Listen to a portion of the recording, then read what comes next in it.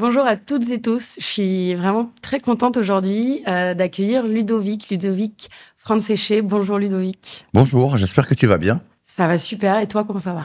Impeccable, Ouais. vraiment. Autant que mon Bob, tu vois. Autant que ton Bob. Voilà. C'est ce que j'allais dire. On est sur une thématique couleur et ça fait plaisir en ces temps obscurs.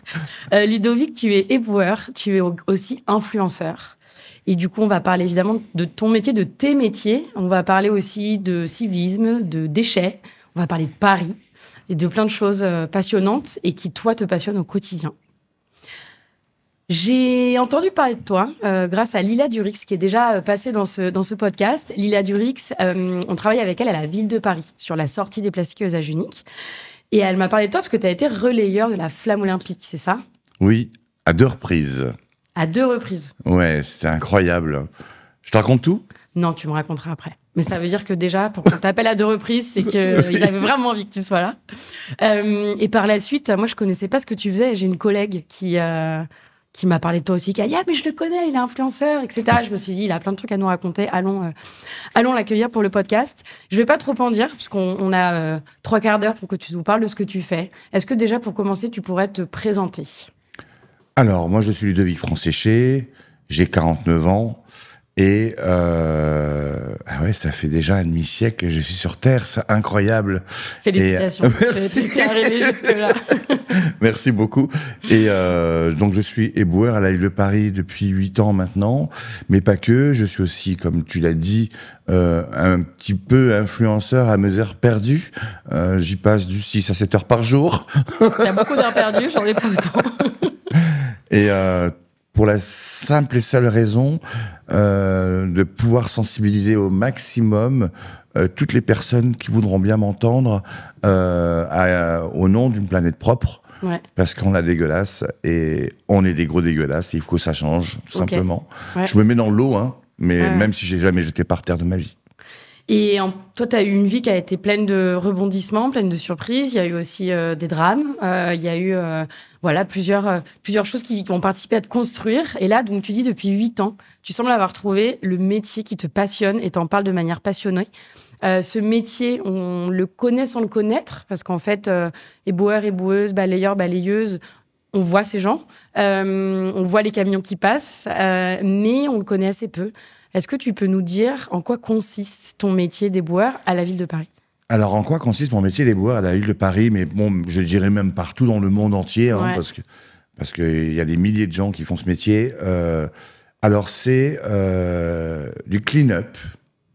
On nettoie les rues et on passe derrière les incivilitateurs. Ça se dit pas ce que j'ai dit, j'ai Non, fait mais exprès. on comprend l'idée. Et voilà, on passe devant toutes ces personnes qui ont été incivilisées. C'est malheureux, mais je vais prendre l'exemple tout simple. Sur Paris, la plus belle capitale du monde, sais-tu combien de mégots on ramasse par jour entre les balayeuses, balayeurs, les machines, les gros gloutons, les gros aspirateurs, etc. Combien de mégots on ramasse par jour, à ton avis? Beaucoup trop. J'ai aucune idée. En tonnes? Non, on va en quantité. Ok, je sais pas. Dis un chiffre. 10 000. Beaucoup plus, beaucoup. 100 000. Beaucoup plus. 4 millions. Et c'est ça. C'est vrai? 4 millions de mégots par jour. C'est juste hallucinant. 4 millions? Donc ça veut dire qu'il y a eu 4 millions d'incivilités. Où ça? Dans Paris. Dans Paris? Dans Paris. Ah, très bien, Donc là, on ça parle vache. juste que du mégot. Je parle pas des emballages, etc. Et le mégot qui s'est retrouvé par terre. Exactement. Et ensuite, donc mon métier, c'est balayer. Ouais. C'est aussi laver les rues avec. Donc ça, c'est un lancier. Donc avec un gros tuyau, Ouais. parce qu'il y a une tonne de poussière aussi, parce que si on n'enlève pas la poussière dans les rues, on va se retrouver comme sur la Lune. Avec des... Il y a personne qui nettoie la Lune pour le moment, donc il y a une tonne Pas de encore, poussière. pas Pas encore. encore. Et ensuite, on est aussi Reaper. Ouais. Reaper, c'est celui qui est au cul du camion. Donc c'est celui qui collecte les bacs. Ensuite, il y a celui qui ramasse les encombrants. Il y a celui qui désherbe aussi, parce que je suis des désherbeurs. Il y a celui qui enlève les graffitis, qui enlève les affiches. Voilà, et c'est le métier d'éboueur, c'est toute une panelle, c'est plein de facettes comme ça. Où on est polyvalent et en fait, on s'occupe de la propreté en général d'une ville. Et toi, tu fais un peu de tout? Ou alors tu es assigné au cul du camion? Je crois que tu étais balayeur aussi. Alors, À la ville de Paris, il faut savoir qu'il y a 150 ateliers où on est affecté. Et moi, je suis affecté dans le centre. Et l'activité principale dans mon atelier, c'est le balai. Donc, être balayeur. Mais je crois que c'est 2 fois par semaine. Je dis je crois, mais non, je le sais en fait. C'est 2 fois par semaine. Parce que j'ai pas la réponse. Donc. Oh, non, mais non. On est lancier. Et là, maintenant, ils ont rajouté un héritage des JO. Ouais. C'est le vélo cargo. Donc, du coup, vélo électrique. Je peux te raconter ma première expérience. C'était juste incroyable avec ce vélo. Parce qu'en fait, sur le vélo, tu as mode manuel et mode électrique. Mais moi, j'avais oublié de mettre le mode électrique. Donc, t'as galéré à pédaler. J'ai fait toute la rue de Rivoli sur du faux plat. Je te garantis. Ah ouais, le cardio incroyable. T'étais à 2 doigts de te dire éboueur, mais c'est ma pas première sûr, fois. Non, mais en tout cas, c'est très pratique. Donc maintenant, les éboueurs sont en vélo cargo. Enfin, une partie. Maintenant, nous, chez nous, oui, ils l'ont instauré. Donc ça, c'est un héritage des JO. Ouais. C'est vachement bien parce que, on change les sacs sur les grands axes. Et ça, c'est génial parce que j'avoue que les sacs n'étaient pas tout le temps ramassés. Donc, c'est peut-être 2 fois par jour. Là, maintenant, avec nous, on va dire 3-4 fois par jour. Donc, c'est bien. Parce que du coup, tu peux faire plus de... Tu peux passer dans des rues où tu pouvais pas passer avant. Enfin, comment ça se fait que non, là, c'est les grands axes. Ouais. Là, c'est les grands axes parce que, il peut pas aller, le vélo cargo peut pas aller dans les petites rues. Ok, d'accord. Voilà. Okay. C'est quand même imposant. Ok. Voilà. Très bien. Et tu sais combien il y a d'éboueurs à peu près à la ville de Paris ? Alors, à la ville de Paris, il y a plus de 5000 éboueurs. 5000 ? À peu près. Dans les 5000 éboueurs, il y a 600 femmes. C'est ce que j'allais te demander. J'allais dire, est-ce que c'est aussi un métier de femme ? Donc non, a priori. Enfin, en tout cas... Alors, c'est un métier de femme. C'est un métier de femme, mais elles ne sont pas assez représentées. Ouais, c'est ça. Je suis d'accord avec ça complètement. Et alors, il faut savoir que, par exemple, moi, je suis dans un atelier qui est classé. Donc, ça veut dire quoi ? Ça veut dire que je suis dans un quartier classé, etc. Donc, on ne peut pas casser les murs, on ne peut pas agrandir, c'est pas possible. Ouais. Par contre, tous les autres ateliers où ils peuvent le transformer pour y mettre les femmes, ils le font. Tu vois, parce que pour embaucher des femmes, il faut des vestiaires différents, des douches différentes, des toilettes différentes, etc. Et donc, ce que tu évoques, c'est que là, tout a été pensé quand même pour les hommes. Ouais, parce à la que base, s'il faut tout refaire, c'est à la base, oui. Ouais, okay. Et donc, du coup, ils refont tout pour y intégrer les femmes. D'accord. Et là, par exemple, nous, c'est une femme qui s'occupe de notre quartier. Elle est en pied. Okay. Donc, en pied, ça veut dire quoi ? Ça veut dire qu'elle s'occupe que de ce quartier-là toute sa carrière. Et je peux te garantir que c'est nickel. Que c'est nickel. Et toi, ton quartier, c'est plutôt Paris-Centre ? Oui, moi, c'est Paris-Centre, ouais. Autour de l'hôtel de ville, Châtelet. C'est ça, les quartiers touristiques. Ouais, ok, sympa comme quartier. Quand tu travailles au pied de Notre-Dame, c'est tellement chic. Je me le dis, mais tous les jours, quand j'y suis, je regarde cette magnifique structure, ce magnifique monument. C'est incroyable. J'ai une chance inouïe. Et qu'est-ce qui te passionne ? Donc, évidemment, premièrement, ce qui te passionne et ce qui te donne envie d'aller bosser, c'est le fait d'avoir Notre-Dame en face de toi et pas que. Et avant de revenir à ton métier d'influenceur, qui est aussi un peu la conséquence de cette passion, qu'est-ce qui te passionne d'autre dans ce métier d'éboueur ? Qu'est-ce qui me passionne ? C'est de rendre heureux l'être humain, parce qu'il est heureux de passer dans une rue propre, et puis la planète. Ouais. Je suis un amoureux de ma terre. Je pense qu'il n'y a pas assez d'amoureux. Non, il en faudrait beaucoup plus. Et tu sens que tu as un impact tout de suite, immédiat, quoi. Ah, mais exactement. Et c'est l'avant-après. Quand tu passes, une rue, elle est souillée. Et quand tu passes, ça y est, la rue, elle est nickel. Bon, elle va se ressalir derrière. Oui. Une rue, malheureusement, je peux te dire, à l'époque où on vit maintenant, n'est jamais propre. Jamais. Ouais. Comme je te le disais tout à l'heure, il y a tellement de mégots. Nous, on les ramasse pas tant que ça. Ouais. Quand je dis pas tant que ça, on va pas s'arrêter sur un mégot, en fait. Ouais. Parce qu'on peut pas. Oui, bien sûr. On a 7h56 par jour à faire. Si on s'arrête mégot par mégot, t'imagines, on n'avance pas. Ouais, bien sûr. Donc, c'est malheureux. Mais moi, ça m'embête. Pardon pour le terme, ça me fait chier de laisser les mégots derrière moi. Oui, après, c'est-à-dire que chacun son rôle aussi. Et c'est peut-être aussi le rôle, on y reviendra après, mais de chacune de ramasser ce petit mégot qui est par terre. Exactement. Peut-être aussi à nous responsabiliser par rapport à ça. Tout à fait. Et puis, comme tu dis, les déchets que toi, tu ramasses, à la fois dans les bennes ou même les déchets qu'on va avoir par terre, c'est ceux qui vont rentrer dans un process de gestion des déchets suivi et tracé. Donc, c'est ces déchets qui finissent pas dans la mer, c'est ces déchets qui finissent pas dans la Seine, c'est ces déchets qui finissent pas dans les bouches des oiseaux. Donc, c'est là où ton impact, il est immédiat, quoi. Tu sais que, exactement, j'ai en bas c'était en haut de chez moi, sur un arbre, j'habitais Morigny-Champigny, il y avait un nid, Et le nid était formé de plastique. Ah ouais. J'ai trouvé ça hallucinant. Ouais. Vraiment. Alors, il faut savoir, le plastique, hein, ça se décompose en micro-plastique, etc. Tu imagines bien les petits bébés, quand Les petits bébés oiseaux ils vont qui- peut-être les gober oisillons ça, qui- etc. Bref, moi, j'ai trouvé ça horrible. J'ai même j'avais fait une vidéo là-dessus où je tournais le nid pour montrer que c'était fait avec du plastique. Alors, est-ce qu'ils ont voulu isoler à ce moment-là? Mais je crois pas. C'est marrant parce que tu me racontes ça, parce que dans mon entreprise, on s'est créé en 2012. Et en fait, à l'époque, le nom de l'entreprise, c'était Wita. Et Wita, c'est le nom aborigène d'un petit oiseau qui habite dans le nord de l'Australie. Et ce petit oiseau, pour construire ses nids, donc il est polygame, et pour construire ses nids qui permettent de séduire les femelles, il utilise des fruits, des coquillages, etc. Et en fait, de plus en plus, cet oiseau, il utilise des pailles en plastique, des capsules de bouteilles, des canettes. Et à chaque fois, on raconte cette histoire.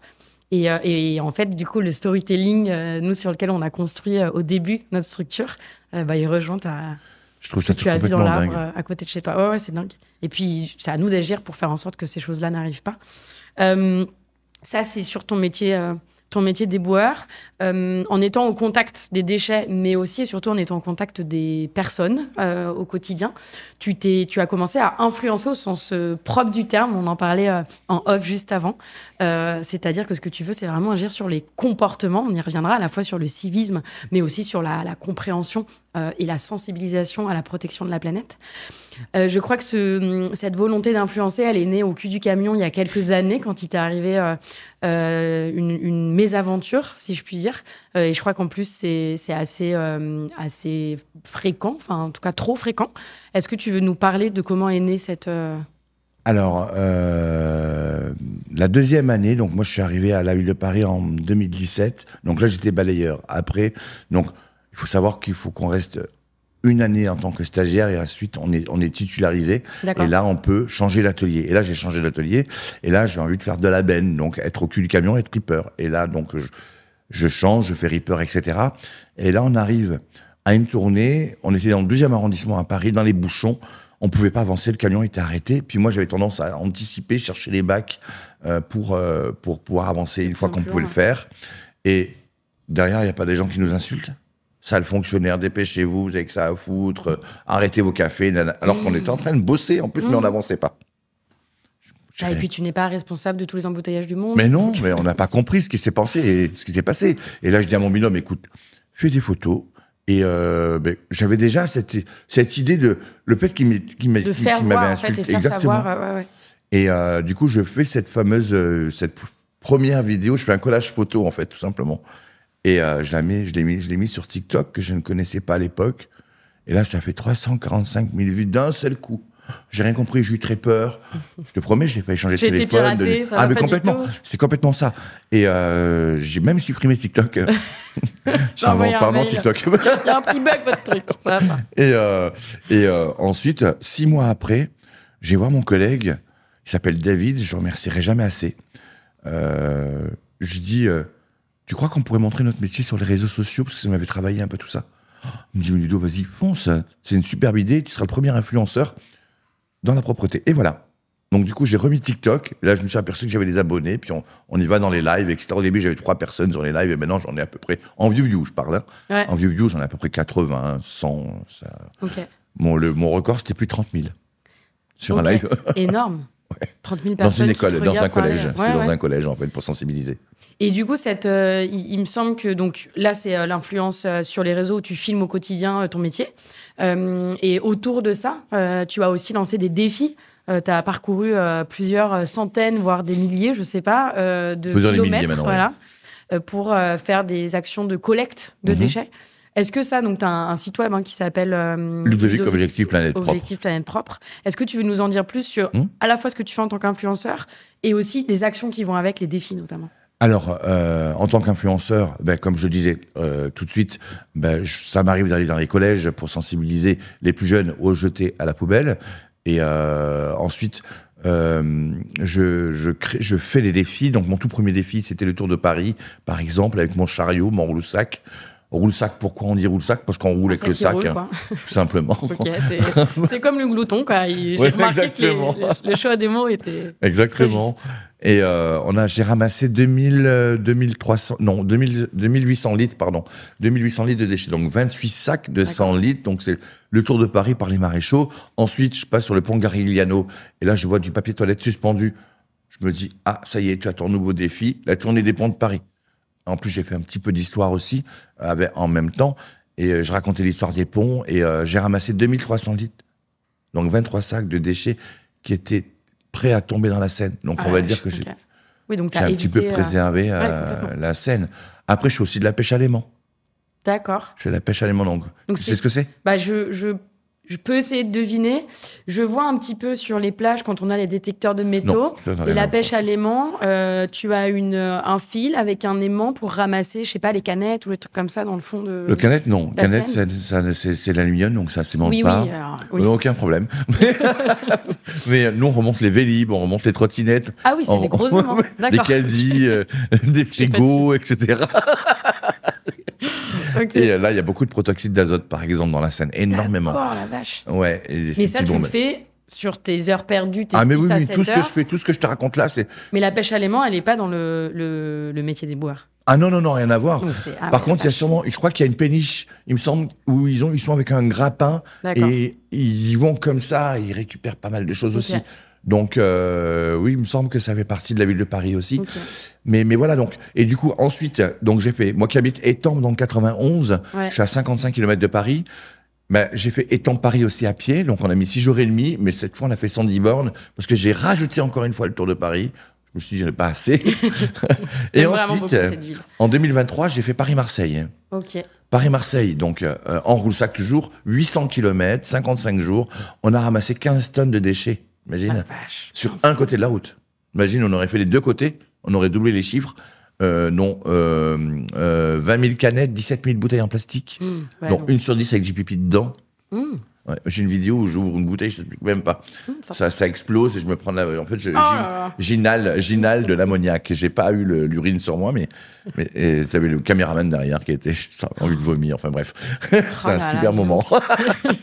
Et là, je prépare maintenant le Tour de France. Okay. Donc là, c'est 4000 km, 319 jours.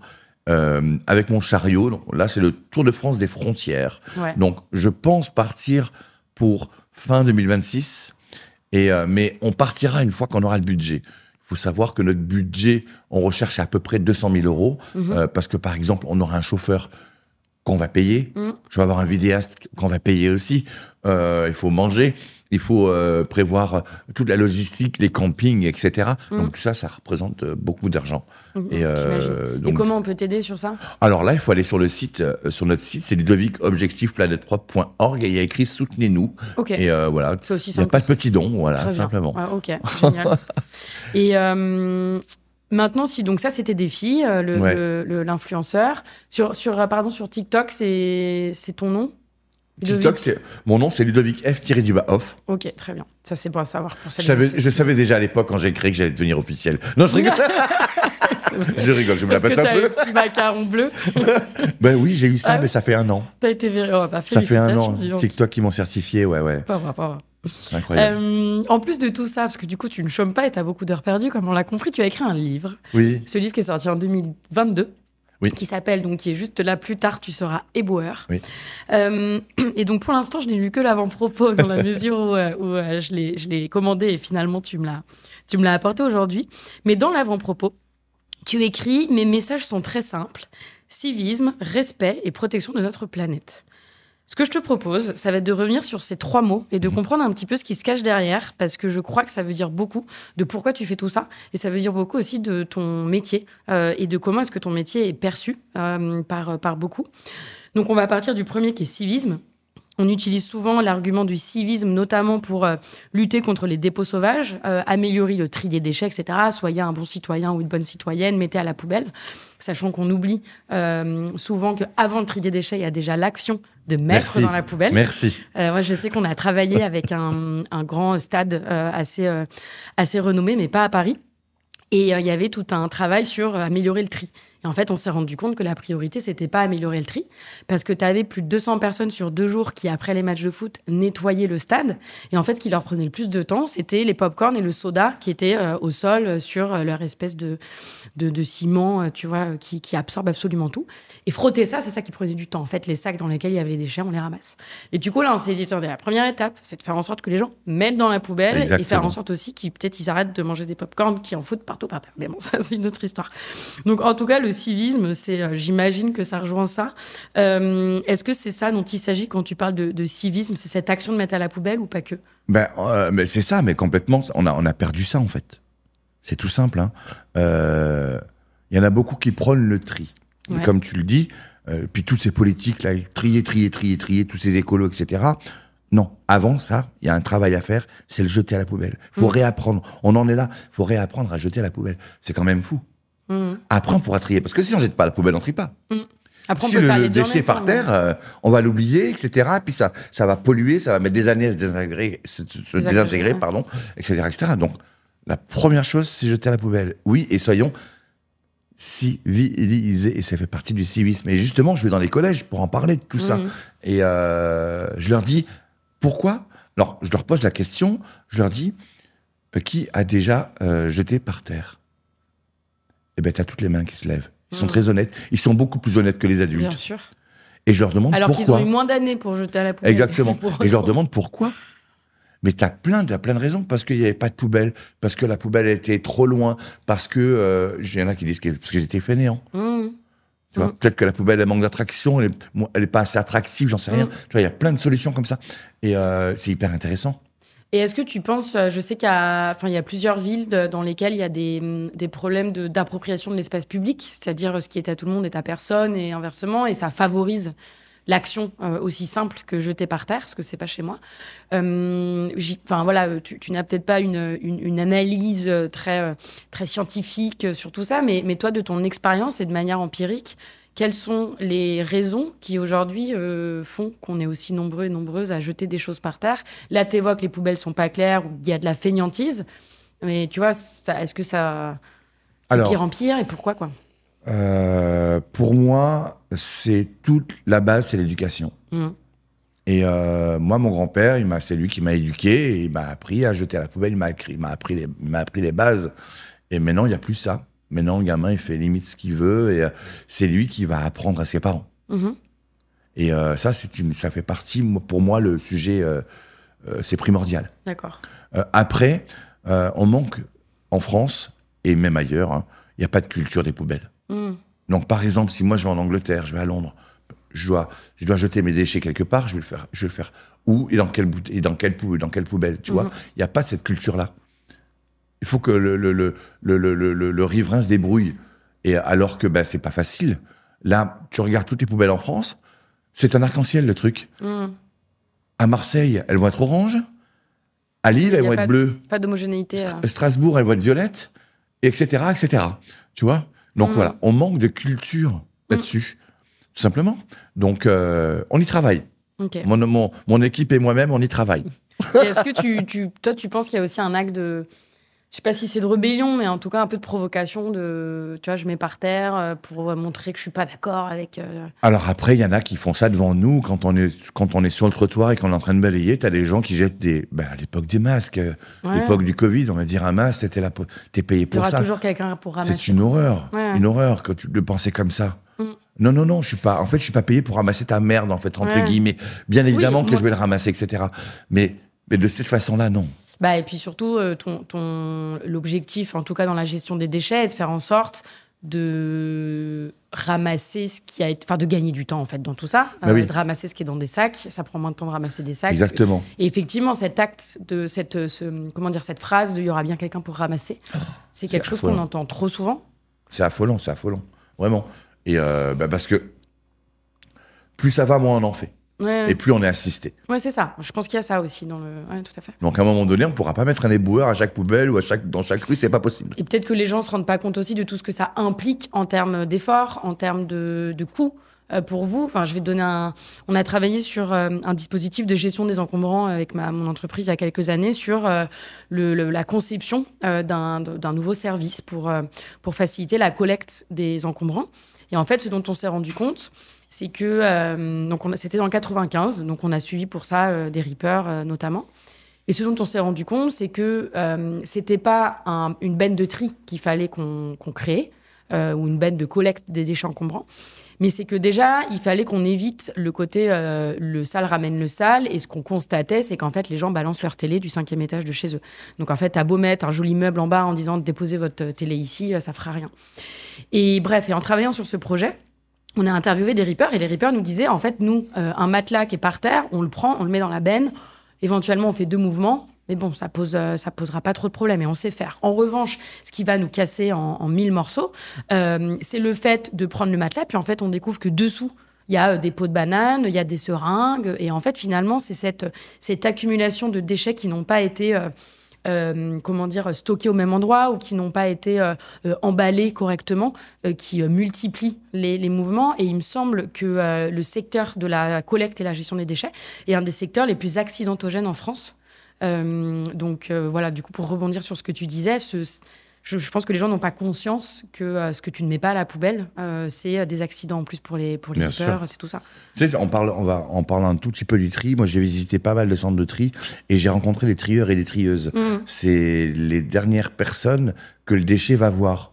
Ensuite, il sera redirigé dans des circuits, peu importe le circuit. Et tu peux pas imaginer tout ce qu'ils trouvent. C'est incroyable. Les seringues. Ouais. Ils ont trouvé des serpents. Ah ouais. C'est hallucinant. Non, tu vois. Non, mais voilà. C'est eux qui corrigent nos erreurs de tri. Donc, déjà, il y a les machines et ensuite, c'est eux. Tu vois. Donc, c'est le tri, on pourra pas le faire à la place des autres, c'est pas possible. Ouais. Donc, c'est les mares, c'est nous qui devons le faire, tout ça. Tu vois. Donc, le matelas, par exemple, normalement, à Paris, il doit être emballé dans le plastique. Ouais. Parce que maintenant, il y a des punaises de lit, etc., tu vois. Ouais. Donc, nous, normalement, quand on doit ramasser un matelas, on doit avoir une combinaison. Ouais. Bon, on l'a pas, mais tu vois, c'est voilà. En fait, ce civisme, et donc on en arrive au deuxième mot que tu utilises. On en arrive au deuxième mot que tu utilises, où finalement ce civisme, il va être lié à 2 choses, ou plutôt ce manque de civisme, si je puis dire. Le premier, c'est peut-être un irrespect des personnes qui travaillent en fait aujourd'hui. De la profession. Ouais. Voilà, de la profession. Et l'irrespect émane aussi peut-être d'une méconnaissance, d'un manque de considération. Tu parles souvent de visibiliser les invisibles. Donc ça, je pense que ça rejoint ça. C'est le premier mot, respect. Sont rares les personnes qui arrivent à lire cette phrase. Hein. C'est très rare. Et j'aime beaucoup, et c'est vrai pour beaucoup de choses, mais... Et c'est vrai pour le déchet, en fait. On l'a tellement éloigné. Bref. Et l'autre chose, c'est la planète. C'est-à-dire qu'on ne se rend pas compte aussi de l'impact du mégot par terre, qu'en fait, on a beaucoup qui vont terminer dans les cours d'eau. Donc, peut-être avant d'arriver à la planète, on va revenir sur respect. Donc, le respect, il est envers la planète, mais il est aussi envers votre profession. Là, récemment, tu as encore publié un post qui filmait, en tout cas, qui constatait une altercation et une insulte de la part d'une personne. Donc ça, pareil, pourquoi est-ce que ce mot respect, pourquoi il te tient tant à cœur? Je pense que la réponse est évidente. Mais pourquoi est-ce qu'il a sa place, en fait, dans ce bouquin que tu as écrit? On n'est pas des merdes, hein. Tout simplement, on n'est pas votre chien. On est là pour faire du bien. Et les gens qui nous insultent, comme là, ce que j'ai vécu récemment,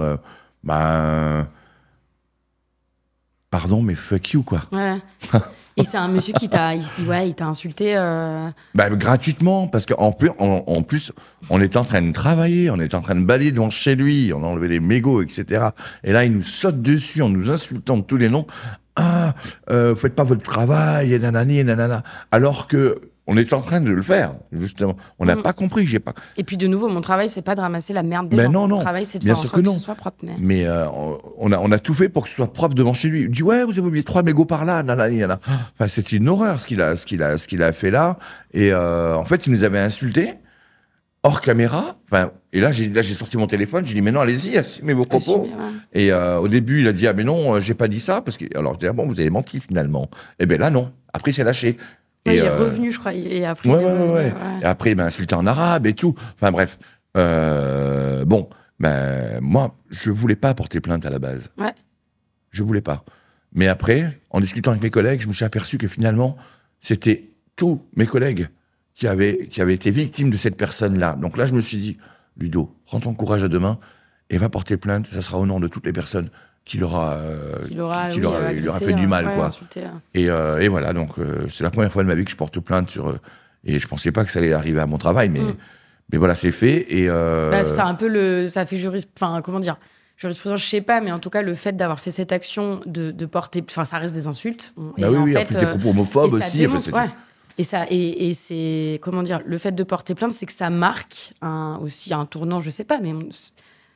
Insulter cette profession et insulter des individus pendant qu'ils font leur métier, c'est quelque chose... Il y a beaucoup d'autres métiers. On voit ça aussi auprès du personnel hospitalier. Et je crois j'ai que tu as aussi... Voilà, c'est ça, j'ai été aide-soignant pendant quelques années. Et en fait, ces métiers qui sont là pour faire du bien, qui sont du service, aussi, parce que tu as peut-être la confusion, je sais pas, mais vu que vous êtes fonctionnaire, les personnes qui sont très énervées contre leur mairie, ou En fait, on a choisi de faire ça. Ouais. Moi, j'ai choisi d'être éboueur, j'ai choisi d'être aide-soignant. Mais pourquoi tu m'engueules comme ça, en fait? Aucune raison. Moi, je prône bien évidemment la bienveillance, donc... Mais bon, donc j'espère qu'il va se calmer et puis... donc en tout cas, respect, c'est vraiment respecter ce métier. Et comment mais les personnes, en fait. Voilà. Et comment est-ce qu'on peut faire, si je reviens sur visibiliser les invisibles, donc, est-ce qu'il faudrait plus d'influenceurs comme toi? Est-ce qu'il y a d'autres... Et d'influenceuses, parce que de nouveau... Ça commence. Ouais, c'est incroyable parce qu'il y a une personne qui me l'a travaillé dans le 10e du travail du matin. Et il m'a dit, Ludo, j'adore ce que tu fais. Et puis là, j'ai su qu'en fait, il avait créé un compte TikTok grâce à moi. Ouais. Et pour le coup, maintenant, il a 10 000 abonnés. Il s'appelle Diamé. C'est pas mal déjà. Et et en fait, lui montre le matin. Ouais. Et moi, je travaille en journée. Donc, du coup, c'est c'est différent. Ouais. Et c'est vrai que le matin, en fait, nous, par exemple, nous, en journée, on entretient la propreté qui a été faite le matin. Tu vois, donc le matin, c'est à Paris, il y a des endroits où il y a les boîtes de nuit, tout ça. Donc ça c'est pas fait les mêmes déchets. Non, non, ils font la fête. Mais du coup, c'est incroyable le boulot qu'il y a le matin. Et Bob bas. Non, vraiment. Et du coup, ce qui m'a touché, c'est le fait qu'ils me disent, Ludo, tu es le Ronaldinho des éboueurs. Et avec coup, le Bob en plus. Exactement. Et il a pris exemple pour faire son compte TikTok. Il veut aussi sensibiliser. Ouais. Donc moi, ça me touche beaucoup. Après, on n'est pas éternel, donc à la rigueur, je pourrais partir maintenant. Il est là. Mais est-ce que c'est suffisant, pour visibiliser? Est-ce qu'il y a d'autres choses qu'on peut faire? Non, déjà, bien sûr nous, que en non, tant c'est que pas citoyennes et citoyens, tu vois comment... Tout ce qu'il y a à faire, en fait, c'est être civilisé et puis respecter notre planète en jetant à la poubelle. Tout simplement, chacun de notre côté. On est tous notre propre éboueur, en fait. Ouais, c'est vrai.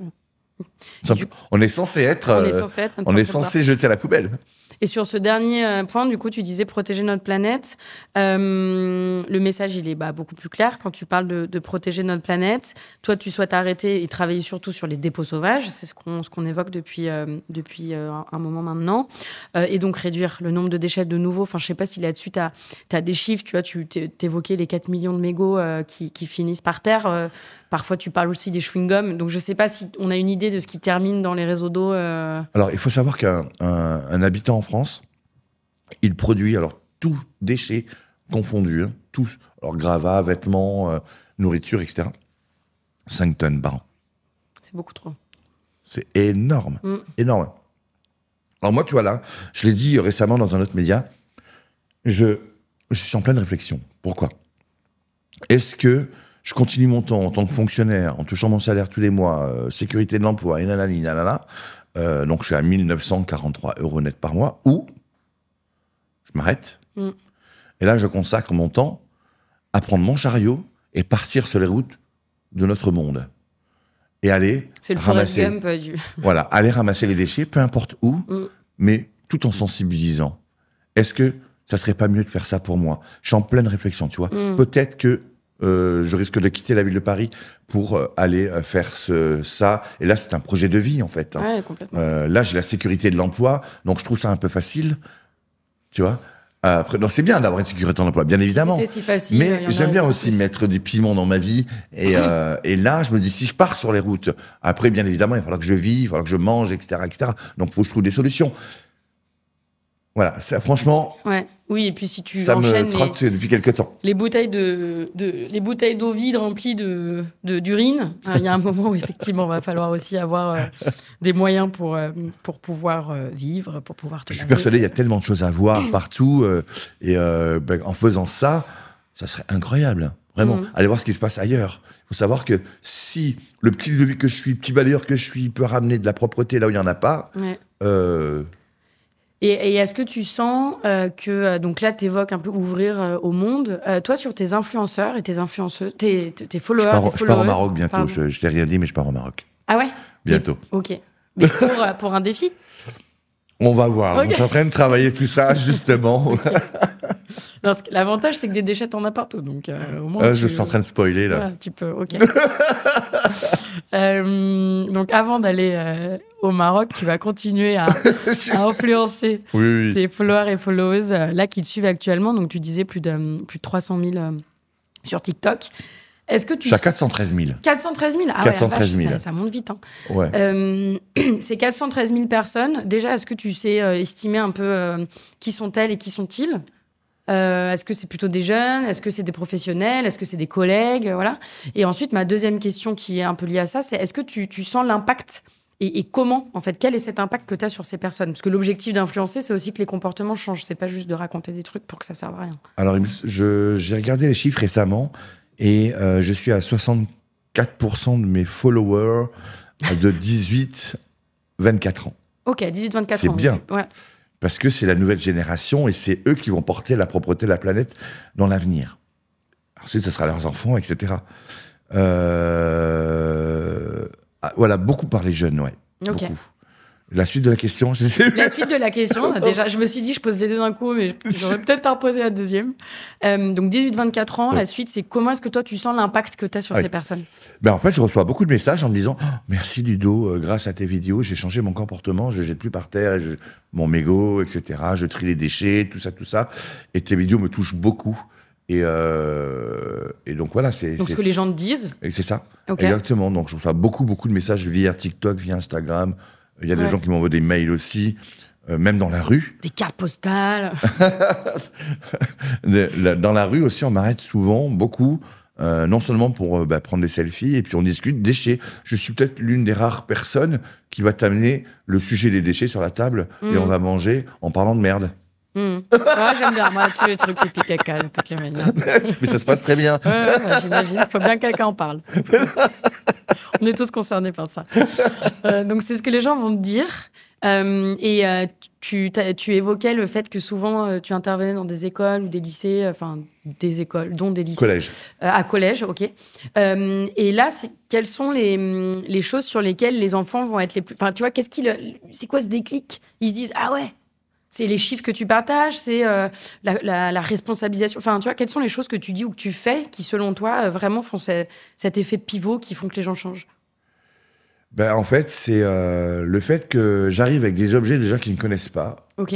Donc, je leur fais découvrir des objets. Par exemple, il y a la clé de BL. La clé de BL, je sais que tu connais pas, hein, c'est une clé qui va ouvrir la bouche de lavage qu'il y a sur notre trottoir, par exemple. Donc, ils sont très intrigués par ces indices. Le balai, par exemple, je prends juste le balai en lui-même et je les trempe un petit peu. Je leur dis, c'est du corail et tout. Alors, ils pensent que ça va dans les aquariums et tout. Donc, ils pensent que je nettoie les aquariums. Ou alors, je viens aussi avec une pince, une grande pince. Et là, ils pensent que je donne à manger aux girafes. Tu les fais rêver, donc, les objets, ils aiment beaucoup ça. Et après, il y en a quand même qui me reconnaissent. Donc, avant de commencer quoi que ce soit, je dis ceux qui m'ont... Voilà. Levez la main. Je brief pour pas qu'il y ait de spoil, quoi. Ouais. Voilà. Et donc, ça veut dire que là, si c'est les objets qui les marquent, en fait, ce qui les marque, c'est moins ce que tu vas raconter. Enfin, comment dire? Les actions aussi. Oui, les actions. Mais c'est moins ce que tu dis sur la planète va mal que sur regardez, mon métier est un beau métier et donc respectez-le et pour ça, jetez à la poubelle. C'est plus sur ça que tu vas t'appuyer. Et puis, exactement. Et puis, le fait aussi qu'ils me disent ah, mais mon papa, il est boueur. Donc là, ils sont peut-être un peu plus fiers pour le dire. Peut-être moins avant. Ouais. Mais maintenant, oui. Ouais. Tu vois, donc. Puis je leur dis à chaque fois, je dis surtout allez voir votre père, lui dire que franchement ce qu'il fait c'est bien, quoi. Bravo, allez le féliciter. En fait, ce qui est vrai, c'est que souvent ce métier par les personnes et notamment les personnes qui partent dans des insultes et C'est qu'elles voient le métier d'éboueur ou d'éboueuse comme les personnes qui ramassent les déchets. On ne dit pas éboueuse. On dit pas éboueuse? Non, pas encore. Éboueur avec un E. Allez, ah oui, ok, c'est vrai. Allez, on y va. On dit éboueur avec un E. Okay. Éboueur avec un E, oui. Donc les personnes éboueurs.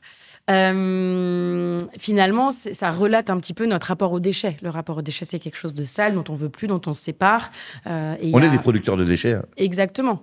Et le déchet, finalement, une fois qu'on l'a produit et qu'on le jette par terre ou qu'on le met dans une poubelle, on ne le voit plus, on pense qu'il disparaisse. Et donc, en fait, j'ai le sentiment, en t'écoutant, que la relation que les gens ont avec ce métier, c'est la même qu'ils ont avec les déchets. Donc, c'est des choses qu'on ne veut pas avoir.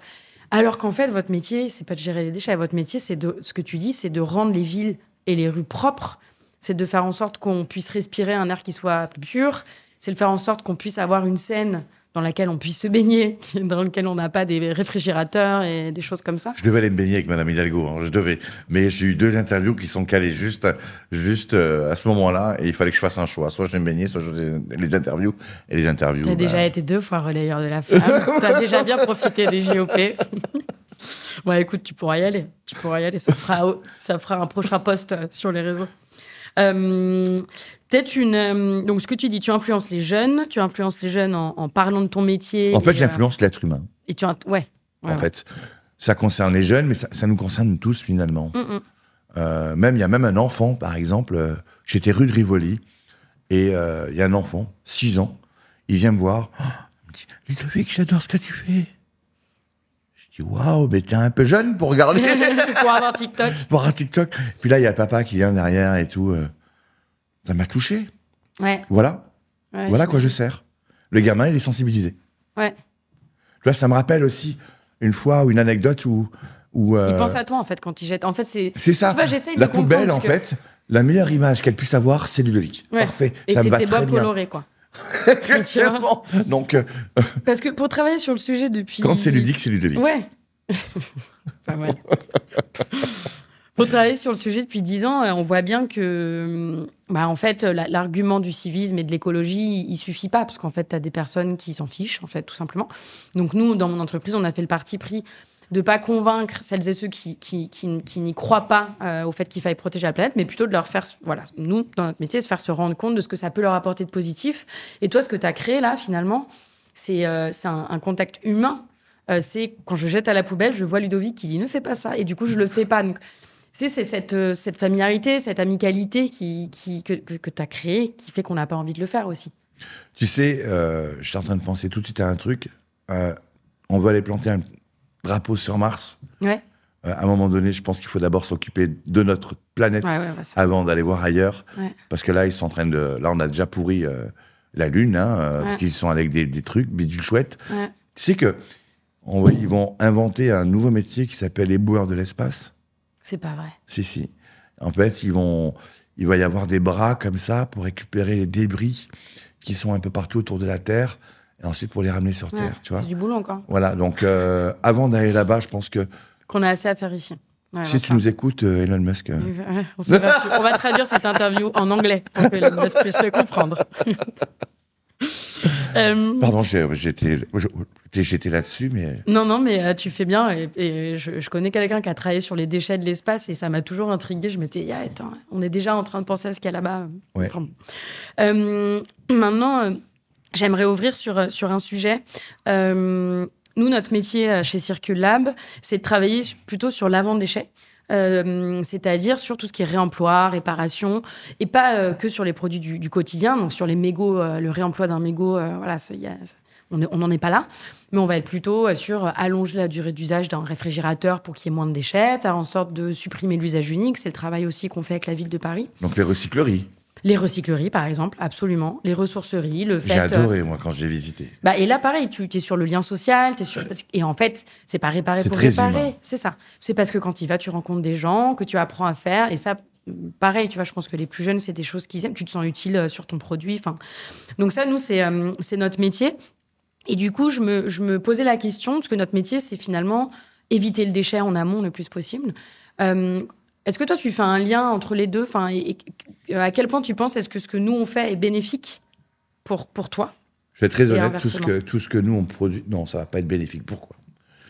tout ce que tu vois, rien qu'ici, on est dans un studio, etc. Tout ce qu'il y a ici, Ouais. c'est prédestiné à être un déchet par la suite. Ouais. Mais moi, je fais en sorte pour que ça n'arrive pas. Mais là, on n'a pas le choix. On Ouais, va pas ouais, avoir le complètement. choix. Ce qu'on Tu a vois déjà, ce que je veux tu veux dire. dire. Voilà, Ce qui a déjà exactement. été produit. Exactement. Et des objets, il y en a de toutes sortes, de l'infiniment petit à l'infiniment grand. Tu sais, quand j'ai fait mon Paris-Marseille, il y avait Jean-Marc à côté de moi, monsieur Jean-Marc Bouillon, et mon vice-président de l'association. Il me dit, tu vois, Ludo, regarde là. C'est un bâtiment qui était inhabité, qui était à l'abandon. Là, il y a au moins 20 tonnes de déchets. Tu vois, qu'est-ce qu'on va en faire de ça? Bah, on va pouvoir le déconstruire. C'est du béton, il y a du produit Ouais. dedans, etc. Il y a tout un tas de choses. Tu vois? Donc, moi, je flippe. Sincèrement. Oui, oui. Alors après, est-ce que je serais prêt à vivre dans le monde de Robinson Crusoe avec une feuille de vigne à la place de mes vêtements? Je suis pas sûr. Mais pour moi, ça, c'est le vrai écolo. Ouais, non, pas forcément, parce que ça va pas à l'encontre tu vois, du développement. Et l'idée, c'est pas de... On est dans un monde de consommation. Oui. Et mais Tu vois, t'as un entre-deux quand même, entre le monde de l'hyper-consommation et de surproduction et de suraccumulation de déchets d'emballage. On est dans l'hyper, je trouve. Et la feuille de vigne et le bob en vigne. C'est-à-dire qu'entre ces deux choses-là, t'as quand même un équilibre. Et là, l'idée, c'est de se dire que ce qu'on va trouver dans le studio puisse être réparé, puisse être transformé en un autre produit avant que ça finisse soit au fond de la Seine, soit au mieux dans une déchetterie. Donc finalement, ça, moi, je vois quand même des connexions. C'est qu'en se reconnectant aux produits, aux composants et en se rendant compte qu'ils peuvent avoir beaucoup d'autres vies, eh bien, on a une vision, on porte une vision un petit peu plus positive sur les ressources et donc sur les déchets, de facto. Je t'ai convaincu?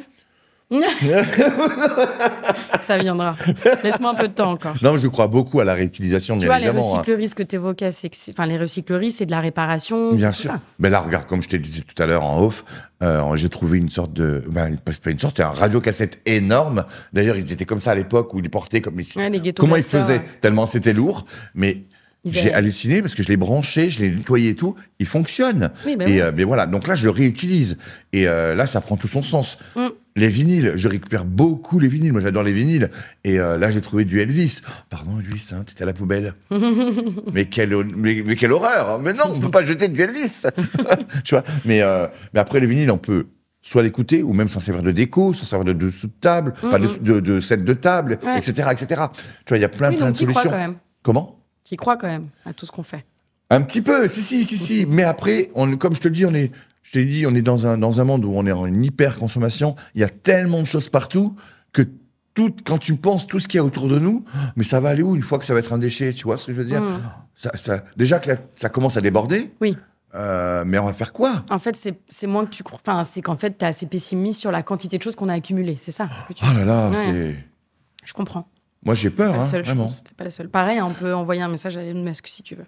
Alors, juste une précision. Il faut savoir que tu prends une ville comme Paris, là, ils ont changé de politique. Par exemple, donc si tu veux jeter quoi que ce soit, ils sont en train de supprimer les poubelles. Ça, c'est des partis pris. Voilà, politique. Et ça veut dire qu'on va devoir repartir avec nos déchets, etc. Donc, par exemple, les gens par exemple, si l'appareil photo fonctionne plus ou avec son pied, etc. Ils pouvaient l'amener à côté de la poubelle. Là, ça, ils ne pourront plus le faire. Ouais, après ça, c'est basé sur des études ethno, sur des études comportementales, tu vois, qui consistent à responsabiliser. Si on vient, peut-être on croise les doigts. Pour clôturer, souvent, moi, j'aime bien poser 2 questions. Une question un peu... On est déjà à la fin? Ouais, on est déjà à la fin. Oh là, ça va vite. Ouais, ça va vite, hein, ça fait déjà 45 minutes. Ouais. Mais je vais quand même poser ces 2 questions, il nous reste 15 minutes, donc Ça va, c'est bien. tout va bien. La première question, c'est rétrospective. Donc, c'est un petit peu raconter le Ludo d'avant, mais j'y reviendrai. Et la deuxième question, elle sera prospective. Donc, la première question de conclusion, c'est si tu devais te donner 3 conseils au Ludovic d'il y a 20 ans, ou d'il y a 15 ans, tu choisiras l'échelle temps. Qu'est-ce que tu lui donnerais comme conseil maintenant que tu as acquis cette expérience depuis ces 8 dernières années et ces quelques années en tant qu'influenceur? Qu'est-ce que tu lui dirais à ce Ludovic? Ludovic, tu as un grand parcours qui sera bourré d'embûches, mais ne lâche jamais. Et confiance en toi. Et prends soin de toi. Merci. Souvent, c'est des réponses bien plus longues et moins claires. Et voilà, tu vois, t'es droit au but. Prends soin de toi et puis prends soin des autres comme tu le fais déjà. Et du coup, la dernière question. Donc, en fait, on va peut-être pas durer 15 minutes. Non. Si tu es aussi clair sur chaque réponse. La dernière question, c'est si tu devais parler à tes influenceurs et à tes influenceuses en 2040, qu'est-ce que tu leur dirais? Qu'est-ce que tu souhaiterais leur dire? Leur raconter ce qui a évolué, leur raconter comment tu as changé les choses. Qu'est-ce que tu leur dirais? C'est fou parce que je voulais faire une vidéo comme si j'étais mort, en fait. Ok. Et je la ferai. Mais en 2040, déjà, j'espère qu'à mon enterrement, ils ont mis des bobs. Des bobs colorés. Voilà, qui Pas viennent des avec des bobs poubelles et qui font comme le tambour du Bronx. Tu connais les tambours du Bronx? Non. Ils tapent sur les poubelles, ils font de la musique et tout. Ah oui, C'est si, trop si, bien. les conteneurs, quoi. Ouais, exactement. Ouais. Et, mais sinon, non, j'espère que vous êtes sensibilisés. Ouais. Voilà. Et prenez soin de vous surtout et prenez soin des autres. Le côté humain, C'est fondamental. ça déchire tout. Ouais. Et sachant qu'en 2040, on espère que tu pourras même leur dire j'espère qu'aujourd'hui, vous êtes heureux et heureuses grâce à ce respect, ce civisme, cette protection de la planète qui s'est Si on pense à développée moi en 2040, mon Dieu. ces 15 dernières années. Bah, on espère qu'en 2040, quand même, tu auras eu un Je serai impact encore là, positif. je pense. Mais... Oui, tu seras encore là.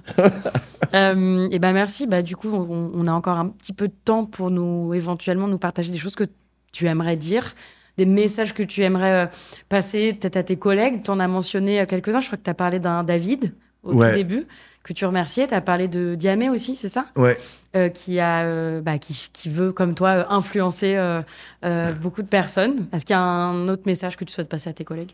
Ben non, mais mes collègues, je les remercierai jamais assez. Hein. De toute façon, au début, bon, ils étaient un petit peu réticents. Et puis, quand ils ont vu finalement que tout tournait autour de la propreté de la planète, ils me suivent à 3000%. Ouais. Et voilà, il faut surtout qu'ils changent pas, qu'ils restent tels qu'ils sont et qu'ils font un super métier.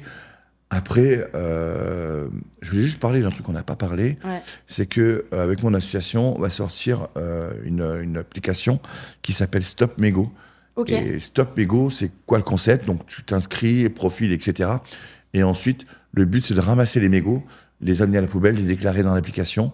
Et à partir de là, vous serez récompensé. Donc soit avec de l'argent, soit il y a un catalogue où il y aura des choses à gagner. des chaussures, par exemple, ou qui ont été faites qu'en bouteille de plastique ou sachet en plastique. Et la boîte, vous pourrez la planter, ça va devenir du basilic. Ok. Par exemple, voilà, c'est un exemple. Donc du coup, Stop Mégots, un projet voilà, que vous pour nous allez... aider et pour aider surtout notre planète, parce qu'elle a besoin de nous tous pour qu'on puisse dépolluer tout ça. Combien d'années met un mégot à se décomposer? Tu l'as, celui-là? Non, j'ai pas le chiffre, mais je pensais 4 Beaucoup ans, trop, mais... évidemment. Mais je sais plus. Non, je pense que Parce que j'ai encore des amis, moi, qui jettent leurs mégots Je par pense que terre. c'est un peu plus. Je pense que c'est beaucoup plus. Comme le chewing-gum, ça met une dizaine d'années à peu près le chewing-gum, mais aux UV. Ouais, aux UV. Donc en fait, dans une station de métro. C'est mort. Ouais, c'est Tu vois, on marche sur un tapis, de toute façon, tu regardes, il y a plein de petites taches plus ou moins grises, du blanc au noir, en fait, et après ça passe par le gris, etc. Ça, c'est des chewing-gums qui ont été jetés au préalable. C'est tout, hein. Donc Stop Mégots, application qui va sortir. Là, incessamment sous peu, dans une quinzaine de jours, début février, mi-février. Okay. Et on compte sur vous parce que c'est surtout pour la planète qu'on a mis en place cette application. Et parce que le mégot, c'est l'objet qu'on retrouve le plus dans nos eaux, dans nos mers et dans nos océans. Et puis juste une dernière phrase. Vas-y. Arrête de niquer ta mère, MER. Merci. Ça me va que tu finisses sur ça. Et du coup, ton bouquin, plus tard, tu seras éboueur. Ouais, j'en suis fier. Et voilà. Donc, que je vous recommande. Je ne l'ai pas encore lu, mais je suis sûre qu'il est très bien. Merci beaucoup, Ludovic. Je voulais redire tes différents réseaux sur lesquels te suivre. Donc, déjà, il y a Ludovic Objectif Planète Propre, sur lequel il y a la cagnotte, si je puis dire. On va dire ça, soutenez-nous. Voilà, pour tes défis. Ensuite, donc, Ludovic... F off, rappelle-moi. C'est Ludovic F-off. Super. Donc sur tous les réseaux. Sur tous les réseaux, TikTok, Instagram, etc. Ton bouquin, et puis... il y a un single aussi, on n'en a pas parlé, mais il y a un single. Hein. C'est Médecin des rues, oui, tout à fait. C'est pas vrai. Si, oh là là, mais dis donc, on va faire un nouvel épisode. Médecin des rues, alors. Ouais, vous pouvez le télécharger partout, sur toutes les plateformes. Parce qu'en fait, je vais faire un one-man show, là, bientôt. Oh là là, et le mais one-man tu show, ça va t'arrêtes se faire le 23 avril à Montbéliard. Ça sera la première. Génial. Et du coup, voilà. Je peux pas en dire plus, mais Ok, très bien. ça va être trop Donc, bien. Le Maroc, le one-man show. Retenez ça, parce que ça, c'est du teasing. Il y a beaucoup de trucs. Merci encore, Ludovic. C'est vraiment Merci. génial. Et puis, je te dis à bientôt. Et encore bravo. Merci.